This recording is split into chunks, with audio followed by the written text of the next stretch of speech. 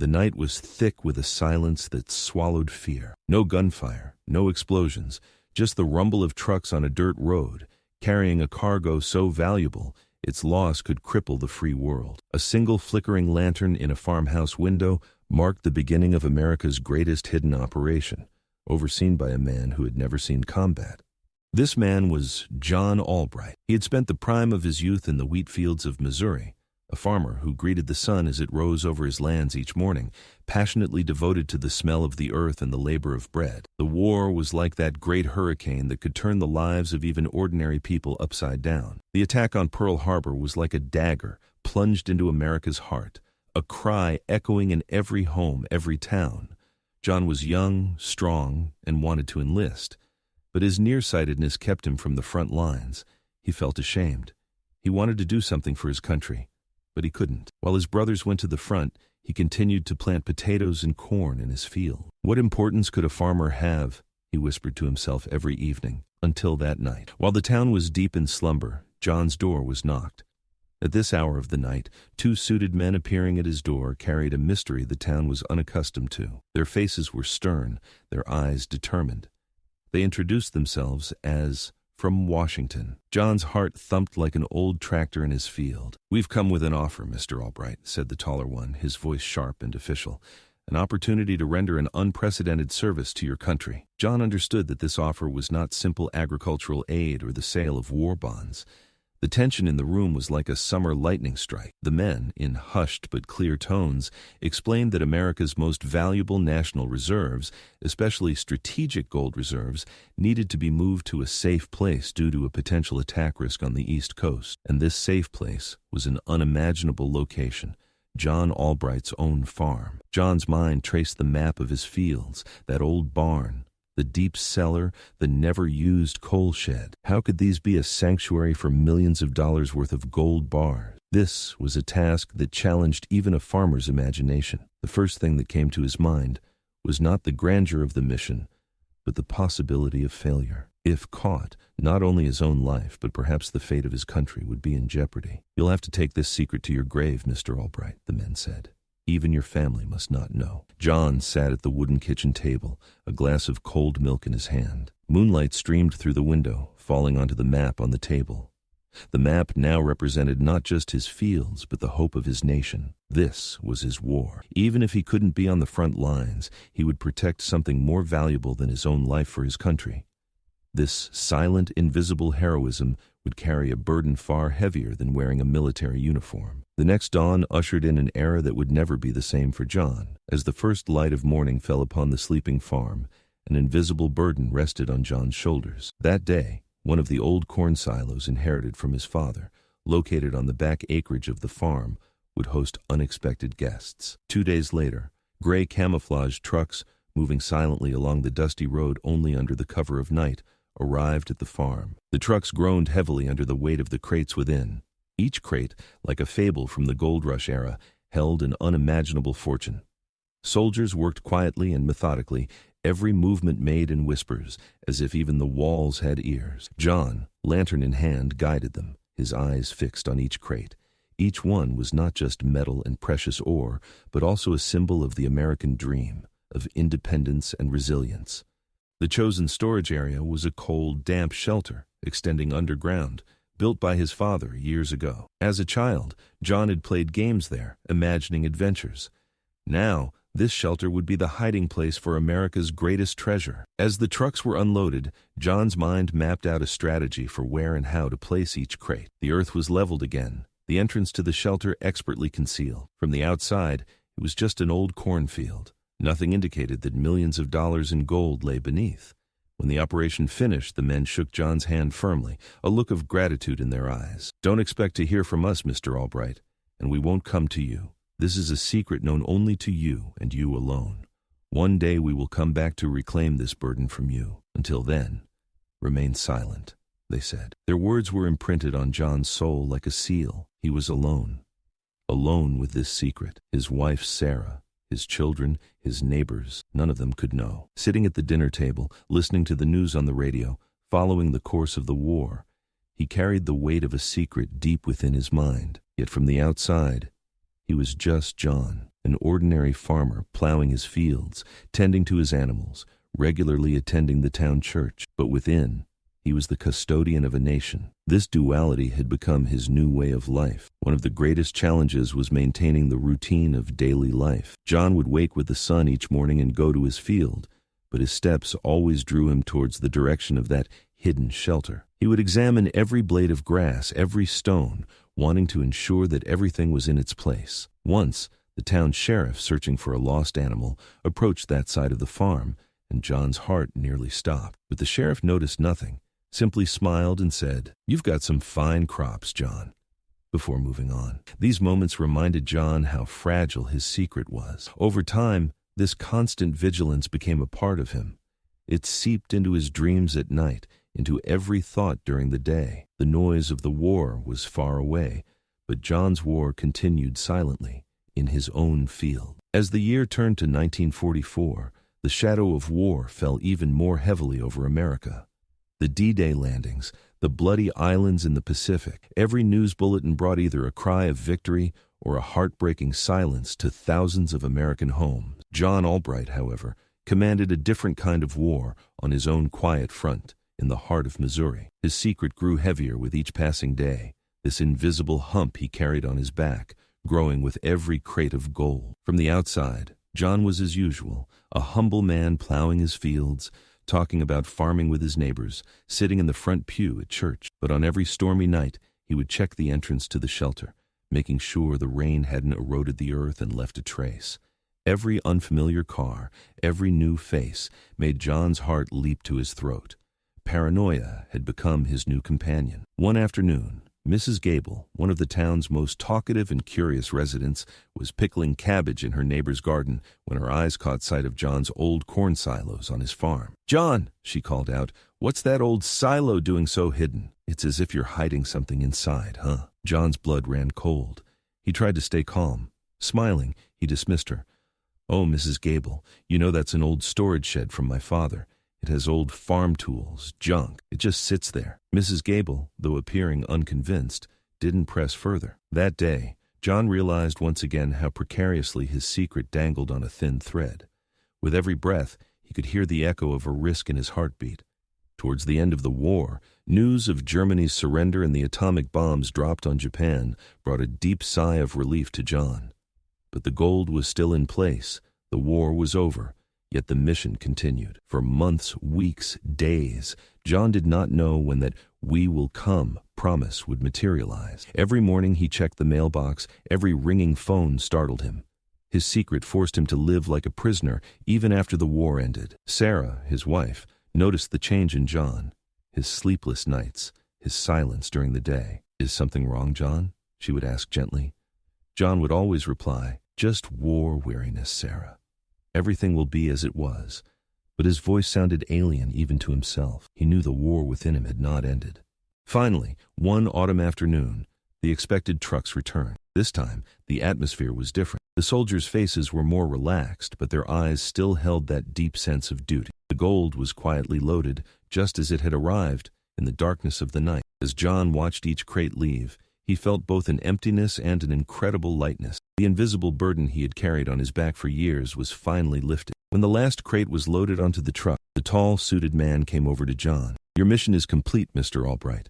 Our nation is grateful to you," he said. John nodded. No medal, no celebration, just a silent handshake and the sound of trucks fading into the darkness. As John listened to the silence that remained, he understood that this secret was his legacy. Protecting the nation's greatest treasure had been his greatest war, and he had successfully completed it. Though John breathed a sigh of relief after the gold was gone, the scars of war and the burden of the secret he carried didn't easily fade. Every night he would gaze out the farmhouse window, searching for the silhouettes of trucks in the moonlit shadows falling upon the field. He would wake up in a cold sweat, sitting upright in bed. In his dreams, instead of gold bars, enemy soldiers' helmets would roll out of the crates.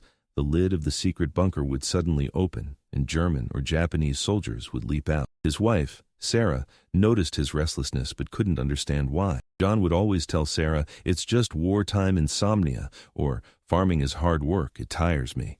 But the worry in Sarah's eyes showed she knew something wasn't right. Once, Sarah had said, "John, You're not the old John. Something is inside you, I can feel it. John just hugged her and became even more silent. This secret had become a symbol not only of wealth, but also of loneliness and fear. Post-war America was undergoing a great transformation. Soldiers were returning home, cities were being rebuilt, and people looked to a new future with hope. But for John, the war was not over. Any government official, any vehicle secretly approaching his farm, or even a distant foreign voice would make his pulse quicken. Even a new mailman starting work in the village had unsettled John for several days. Once, he ran into an old veteran friend in town, and his friend noticed the tension in John's face as he recounted war memories. "You must have many stories to tell too, John," he had said cheerfully. John just sighed, mumbling, "My story stayed in my field." These words held a bitter irony growing within him, for his story lay beneath the field. Years passed. John's children grew up, married, and started their own family. The farm came alive with new generations. John would sit his grandchildren on his knee and tell them heroic stories from American history, from George Washington to Abraham Lincoln, heroic soldiers to scientists. But he never spoke of his own heroism. Once, little Emily, his granddaughter, asked, "Grandpa, what did you do in the war? Were you a hero too?"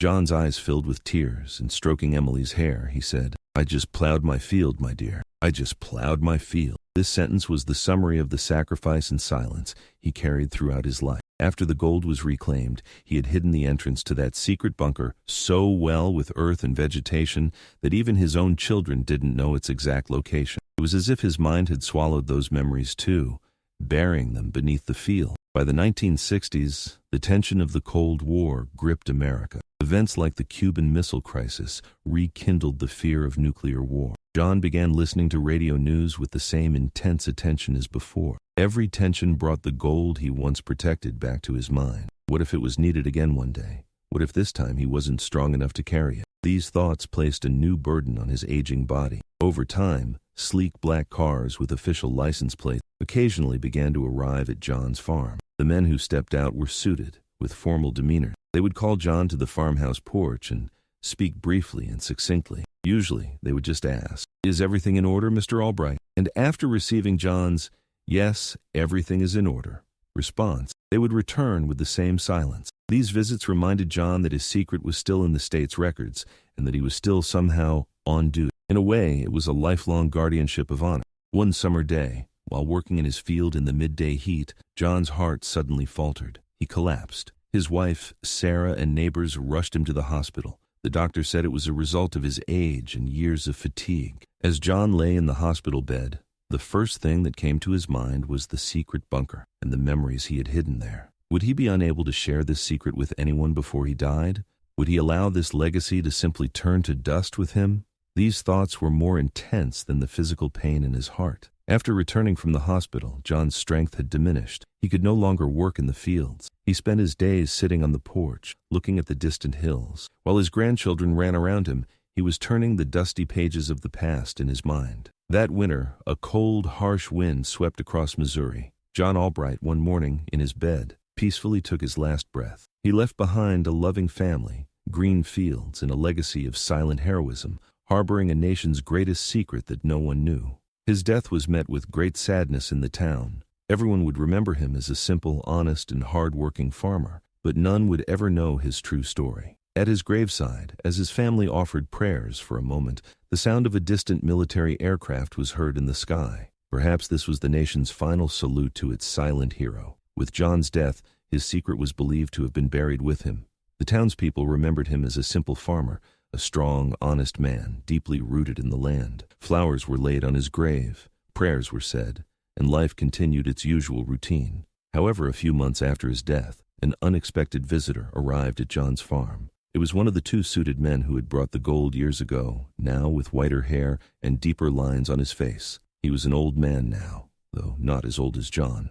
Without being seen by anyone, he quietly approached the farmhouse. John's son, David, opened the door. The man introduced himself as a retired government employee and stated he wished to speak with John Albright about a private matter. When David told him of his father's passing, the man's expression changed. A deep sadness appeared in his eyes. "Is that so? I'm very sorry. He was a very special man." he said quietly. After a moment, the man asked David if there was an important note among his father's belongings. David remembered an old, worn envelope he had found in a wooden box while sorting his father's things. It was simply marked, "For government use only." David handed the envelope to the man. The man carefully opened the envelope. Inside, there was a single page, written in John's own handwriting. Although the page was worn, the letters were clear. As he read, the man's face filled with respect and admiration. This note contained specific encryption and positioning information John had used for the final concealed cover of the bunker, even after the gold had been taken back by the officers. It seemed John had kept a safe copy in case it was ever needed again in the future, even after the gold was retrieved. This was proof that he possessed a strategic mind beyond that of an ordinary farmer. After reading the note, the man turned to David. "Your father rendered a service to our nation far greater than you can imagine, Mr. Albright," he said. "His silent heroism may not be written in the pages of history, but it left an invaluable impact on America's security and prosperity." The man then explained that John's farm had been the temporary refuge for the national gold reserves during the war. David was stunned by what he heard. His father, that humble farmer, how had he kept such a huge secret? He now understood the truth behind his father's strange silence, those sleepless nights and worried glances he'd carried for years. His father was a hero, but his story remained hidden in the depths of his fields, in the whispers of the cornstalks. Before leaving, the man handed David a small velvet box. Inside was an unpretentious but meaningful medal engraved with U.S. Government Distinguished Civilian Service Medal. "This is the recognition your father deserved, Mr. Albright," he said. "However, at his wish, only you and we will know this secret and this honor. His legacy lies in his silent sacrifice." After receiving the medal, the man walked towards John's grave. In the stillness of the cemetery, he placed the medal on the earth, on the marble inscribed with John's name. He bowed silently, saluted like a soldier, and walked away without looking back. David returned to the farmhouse with the medal. He sat at his father's old wooden table, holding the medal and John's note. His eyes were filled with tears. Although his father might not be in the books where heroic sagas were written, he was the greatest hero in his personal history. This secret would live on in their family's memory, in whispers. John Albright's story was one that touched the deepest core of the American spirit, of a man who didn't fight on the front lines, but took on an unprecedented responsibility for his country behind them. His legacy would be a symbol of silent, humble, but unwavering loyalty and patriotism. Perhaps the greatest acts of heroism are those that are not applauded, that do not find their place in the dusty pages of history. They, like John, quietly fulfill their duty and leave behind only a legend passed on through whispers. This video is not just a story of a farmer hiding gold, but also a testament to the American dream, the belief that ordinary people can make extraordinary sacrifices. John Albright's story will whisper to future generations that patriotism is not only about fighting on the front lines, but also about silent devotion, safeguarding what is entrusted, and carrying secrets that will never be uttered. His silent mission proved once again that America's greatest treasure was not just its economic value, but also the price paid for freedom and independence. And this legacy will continue to be passed on, silently, from generation to generation, on the Legacy Stories channel. Years after John's passing, his son David continued to safeguard the medal in that velvet box and the note written in his father's hand. This note was not merely the key to a secret, but also a testament to his father's silent sacrifice. David realized that among all the stories his father told, this greatest one was never uttered. Every time he looked at the medal, he remembered the tired yet determined look on his father's face, understanding anew what a great burden he had carried. Like his father, David too kept this secret even from his own family. This was a silent legacy shared by the Albright men, a vow of honor. While the noise of war remained a distant echo in history books, the story of that hidden bunker beneath John's farm continued to live on in the whispered history of the Albright family. One day, David's daughter, Sarah, named after her grandmother, came across that small wooden box while rummaging through her grandfather's old belongings. Her curiosity piqued when she saw the worn envelope inside. The inscription, "For government use only," further bewildered her young mind. David flinched slightly when he saw the envelope in his daughter's hand. However, he couldn't resist Sarah's innocence and briefly recounted the story of his father's medal, that note, and what had happened that day. Young Sarah's eyes widened when she learned that her grandfather was not just a farmer, but also a hero. This story increased her love and admiration for her grandfather manifold. From that moment on, the old cornfield was no longer just a field. It became a symbol of a great secret and a great sacrifice. Sarah saw her grandfather's silent heroism as an inspiration for the small but meaningful sacrifices she herself could make in the future. As years flowed by, John's story transformed into a whispered legend, passed down from generation to generation within the family. Now, David's children and their children also knew the great secret lying beneath that farm. Every Thanksgiving, when the whole family gathered, conversations at the dinner table somehow always turned to Grandpa John's silent mission, and everyone would refresh their memories with a sparkle of pride in their eyes. The story would become a little more detailed, a little more epic with each telling. For them, John was as much a hero as the soldiers who fought on the front lines, perhaps even more so, because he had done his duty silently, without needing anyone to know. His patriotism was unpretentious, pure, and deep. He was a living example of duty and sacrifice, one of the most fundamental values of the American spirit. John's farm modernized over time. New barns replaced the old ones, and the benefits of technology spread across the fields. However, a corner of that old cornfield always remained untouched. There, beneath the earth, lay the known location of the secret bunker that once harbored America's destiny. Children loved to play there. They did not know that beneath their feet lay the history of a nation. This was a silent monument, reminding them that history was not just in books, but also lived on their own land. Although John Albright's story may not be found in American history books, it forms the core philosophy of this channel: legacy stories. We are committed to telling the stories of ordinary American citizens who made incredible sacrifices for their nation, yet never made headlines or received medals. Like John, there are countless heroes who quietly do their duty, brave hardships, and leave behind a legacy. They represent the true spirit that makes America, America. These stories are not just a reflection of the past, but also timeless lessons of courage and patriotism that inspire the future. As legacy stories, every story is proof of how an individual's personal struggle can impact the fate of a nation. John Albright's legacy lies not in the secret he silently carried, but in the unwavering character and indispensable love for his country behind that secret. This story proves once again that the greatest acts of heroism are sometimes the quietest ones.